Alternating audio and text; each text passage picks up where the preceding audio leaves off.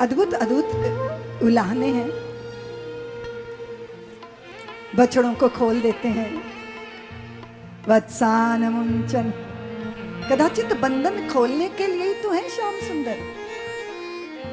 ये जो ब्रज का दृश्य, अमेठी वालों, इस दृश्य को देखो और विचार करो कि भारत कैसा था। दूध दधी मक्खन की नदियां बहती, 14 वर्ष तक बचपन बचपन रहता, सारा गांव परिवार के सूत्र में बंधा हुआ, सबसे बड़ी दौलत स्नेह प्यार आत्मीयता। ये जो चीन से ह्वेन सांग आए तो उन्होंने अपने संस्मरणों में लिखा कि पूरे भारत में मैं चारों दिशाओं में घूमा, मुझे कोई भिखारी नहीं मिला और कोई निरक्षर नहीं मिला। इतनी बड़ी संपदा का स्वामी भारत। आधी रात तक बच्चे खेलते रहते थे, बेटे बेटियों में कोई फर्क नहीं होता था। अगर एक घर में अच्छी चीज बनी है तो वो पूरे मोहल्ले में कटोरियों में भर के जाती थी, और फिर वो कटोरियां खाली नहीं आती थीं, उसमें कुछ ना कुछ भरकर वापस लौटता था। ये भारत था। पैसों का विनिमय नहीं होता था। विनिमय के लिए हमें तो ख्याल है अपने बचपन का, बंगाल की तरफ से स्त्रियां आती थीं, उनको पुराने वस्त्र दिए जाते थे और वो स्टील के भिगोने, परात, कटोरी, गिलास, और घर की देवियां ड्योढ़ी में बैठ के उनसे सुख दुख की बातें करती थी। विनिमय प्रेम का, स्नेह। तराजू के इस पल्ले पर अनाज, दूसरे पल्ले पर शाक सब्जियां। ये था भारत। एक चूल्हे में आग को राख के नीचे छुपा लिया जाता था, फिर सारे घर की मोहल्ले की स्त्रियां कलछी लेके आती थीं, आग के अंगारे, एक ही घर की आग, सब घरों के चूल्हों को जलाकर भोजन बन जाता था। भरोसा था, विश्वास था। भारत में कभी द्वारों पे नहीं लिखा होता था कि सावधान कुत्तों से सावधान, द्वारों पे लिखा होता था स्वागत, अतिथि देवो भव। ये भारत था, भरोसा करने वाला भारत, विश्वास करने वाला भारत। और अगर कर्मचारी, सफाई कर्मचारी की कन्या का भी विवाह होता था तो लोग कचहरी की तारीख बदल देते थे कि बारात आने वाली है, और गांव में बारात का सम्मान करना हम सबकी जिम्मेदारी है, क्योंकि गांव की बेटी सबकी बेटी होती थी। ये था भारत, परिवार के भावों में डूबा हुआ भारत। बड़ी बूढ़ियां रूठ जाती थीं तो कुएं में पैर लटका के बैठ जाती थीं, तो सारी घर की बहुएं थालियों में दीप सजा के, गहने वहने रख के दादी जी को मनाने जाती थीं, गीत गाने। लोग पूछते थे कहाँ जा रही हो, तो कहती थी रूसी को मनाने जा रही हैं। और दादी जी पीछे मुड़ मुड़ देखती थी कि कोई मनाने आ रहा है कि नहीं, क्योंकि डूबना थोड़ी होता था, सबको अपना महत्व बताना होता था। और फिर बहुएं आरती उतारती, गहने वहने पहना के, और दादी बहुओं के बीच में ऐसी चली आती जैसी मदमस्त हथनी चली आ रही हो। रूठना और मनाना उत्सव था हमारी जिंदगी का। ये था भारत। अब लुट गया भारत। बड़ी बड़ी अट्टालिकाएं तो खड़ी कर ली, पर एक दूसरे पे भरोसा नहीं, विश्वास नहीं, आनंद नहीं, उल्लास नहीं, भय ही भय है, शक ही शक है। ऐसे भारत की कल्पना की थी कभी हमने? मैं बार बार भारत का स्मरण दिलाती हूँ देवियों, क्योंकि सारी दुनिया जब भौतिकता से थकती है तो भारत की तरफ दृष्टि डालती है। आश्चर्य करते हैं लोग आज भी कि एक ही पत्नी एक ही पति के साथ 25 साल बिता दिए, क्योंकि यूरोप के लोग तो, पश्चिम के लोग तो कपड़ों की तरह रिश्ते बदलते हैं। उन्हें आश्चर्य होता है कि एक ही पत्नी एक ही पति। तो हमने कहा हाँ, हमारे यहाँ पत्नियां बहुत दुखी हो जाती हैं, तो भगवान से प्रार्थना करते हैं कि प्रभु अगले जन्म में इनको पत्नी बनाना, मुझे पति बनाना, ताकि इन्हें पता चले कि पत्नियों के कष्ट क्या होते हैं। थोड़ी अदला बदली हो जाए पर जोड़ा यही रहना चाहिए। ये संसार में कहीं नहीं मिलता देवियों। ये भारत की धरती का ही सौभाग्य है, जहाँ हम रिश्तों को अपना प्राण, अपना सर्वस्व मानते हैं। इसलिए मैं बार बार दोहराती हूं कि भारत को भारत बना रहने दो, अपनी संतानों के हृदय में सौहार्द पैदा कर। मैंने तो 12-13 साल तक भैंसों के पीठ पर तालाबों में नंगे बच्चे कूदते फांदते देखे। अभी तो 1 साल का बच्चा, उसको कपड़े ना पहनाओ तो उसे शर्म आती है। और तुम कहते हो कि एक्सपोजर मिलना चाहिए, बच्चों को बहुत एक्सपोजर मिलना चाहिए। तो इतना एक्सपोजर मिला तुम्हारे बच्चों को कि उनका बचपन ही विदा हो गया। और ये जो इंटरनेट की बीमारी है ना, बड़ी खतरनाक है। संस्कार है नहीं, अच्छा बुरा समझने की बुद्धि है नहीं। इस देश के अंदर इतना भारी षड्यंत्र चला भारत के बचपन को बर्बाद करने का, और आज हमारे बच्चे बलात्कार की दुर्घटनाओं को अंजाम दे रहे हैं। ब्रज की इस सुंदर झांकी को दर्शन करो देवियों, सबके हृदय में नेह है, प्यार है। एक एक गोपी शिकायत लेकर आती है, लेकिन हर गोपी के चित्त में शिकायत की भावना नहीं, वो तो बहाना है श्याम सुंदर का दर्शन करना। बड़ी प्यारी लीला, दामोदर लीला। एकदा गृहदासीषु यशोदानंद गेहनी कर्मांत्र नियुक्तासु निर्ममंथ स्वयं दधी। अपने लाल के लिए स्वयं दधी का मंथन कर रही हैं।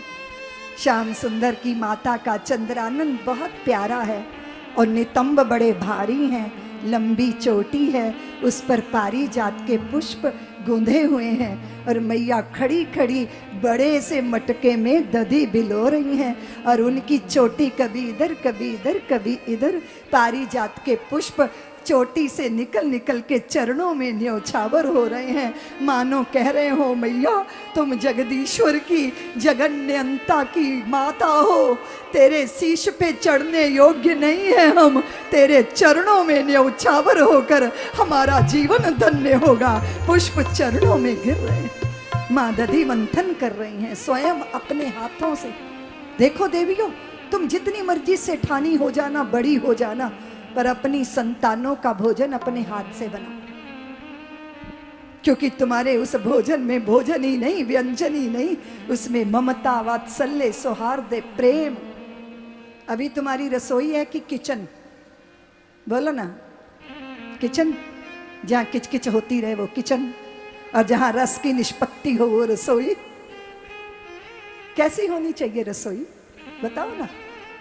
जहां हृदय में प्रीत भरी हो, भगवान का नाम वाणी में हो, श्री कृष्ण गोविंद हरे मुरारे, हे नाथ नारायण वासुदेवा।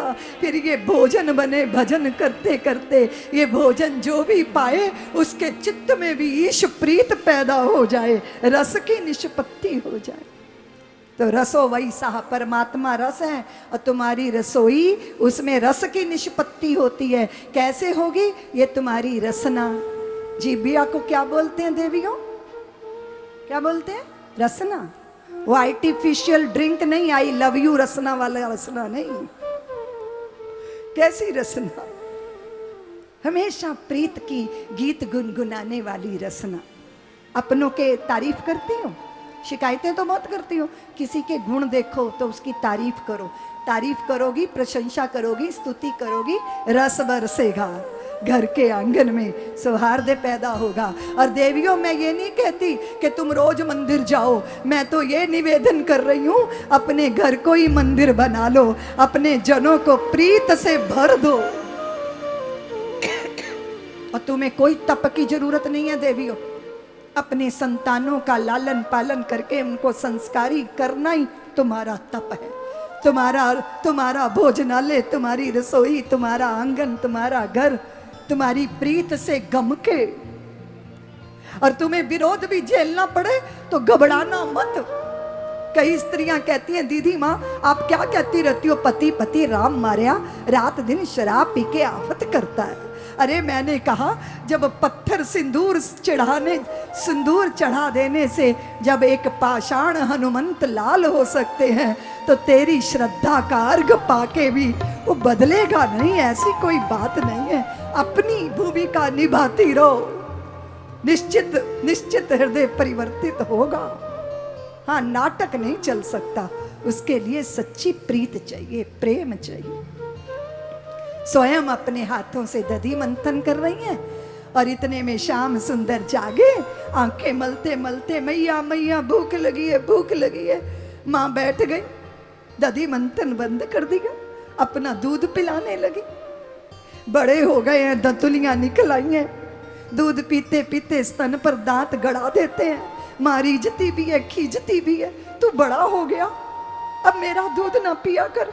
तो मैया मैं बड़ा हो गया तो फिर मैं गैया चराने जाऊं? नहीं नहीं नहीं, अभी तू छोटा है। मैया मैं बड़ा हूं क्या छोटा, निर्णय तो कर लो। कन्हैया बोले, मैया ये बता तुम्हें पूत प्यारा है कि दूध प्यारा?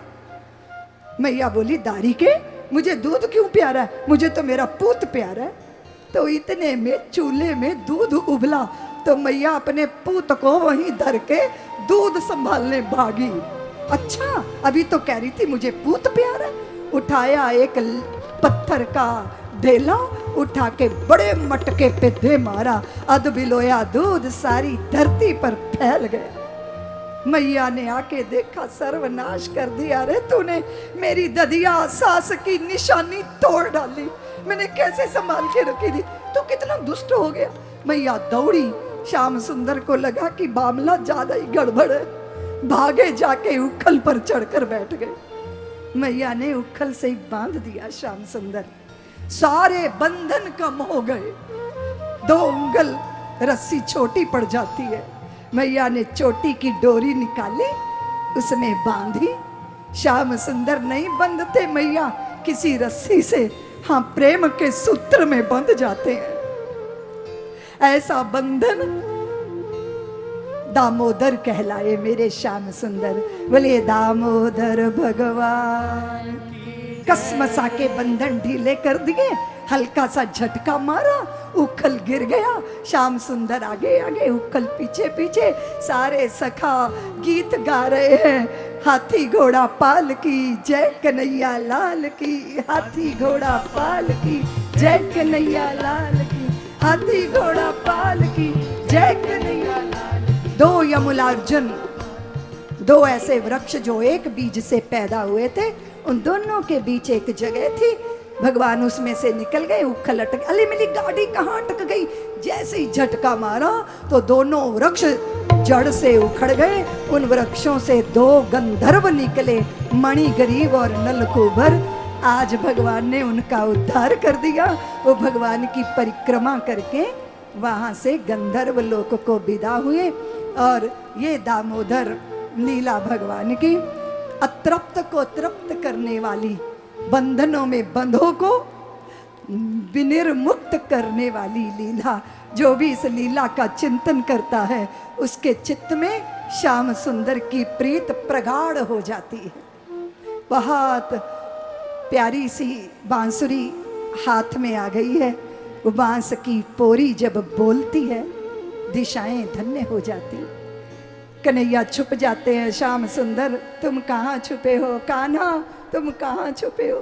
गोपांगनाएं ढूंढती हैं। भगवान ने यमुना के जल को निरापद बनाया, काली नाग को नाथा, गोपांगनाओं के चीरों का हरण करा, आवरण भंग लीला।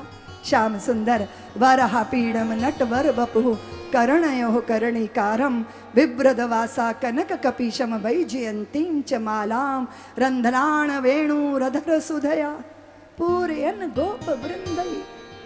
टटोल लो तुम भी, कन्हैया कहाँ छिपा है, कहीं तो होगा।